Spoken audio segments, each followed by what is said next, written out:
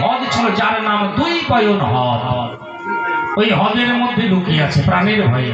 এটা শেষের দিনের যুদ্ধ। এই শেষের দিনের যুদ্ধে এসেছিলেন মাতা গান্ধারী। দিনের আলোয় নয়, বাচ্চাগুলোকে থামান, দিনের আলোয় নয়, রাত্রে অন্ধকারে। কেন দিনের আলোয় আসতে পারিনি? কেন?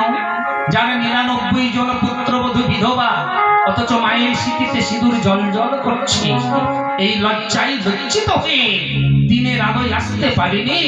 রাত্রে অন্ধকারে একটি মশাল ধরিয়ে এই দুর্যোধন করতে করতে কুরুক্ষেত্রের রণস্থলে এসে দাঁড়িয়েছে। মায়ের কণ্ঠস্বরটি শ্রবণ করে ওই দুই পয়ন হ্রদের থেকে উঠে এসে মাকে প্রণাম করছে দুর্যোধন। মা, তুমি এসেছো? একটা কথা বলি গো মায়েরা, সন্তান সব ভালো হয় না, হয়? হ্যাঁ, 5 জনের মধ্যে একজন একটু দুর্জন হতে পারে, দুষ্টু হতেই পারে, কিন্তু সে মায়ের কাছে সন্তান। দুষ্টু হলেও কিন্তু মায়ের সন্তান, কি তাই না? মায়ের নারী ছেঁড়া ধন। কত সাধনার ফল যে একটি সন্তান মায়ের, এ জগতে একমাত্র সে মা জানে, আন জনে জানতে পারবে না।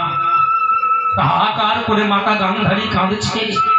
দুর্যোধন মাকে প্রণাম করে আশীর্বাদ চাইছে। মা, যেদিন কুরুক্ষেত্রের রণস্থলে প্রবেশ করেছিলাম, সবার অগ্রে তোমার চরণে প্রণাম করেছিলাম। মা, সেদিন তো তুমি আমায় আশীর্বাদ করেছিলে, যথা ধর্ম তথা জয়।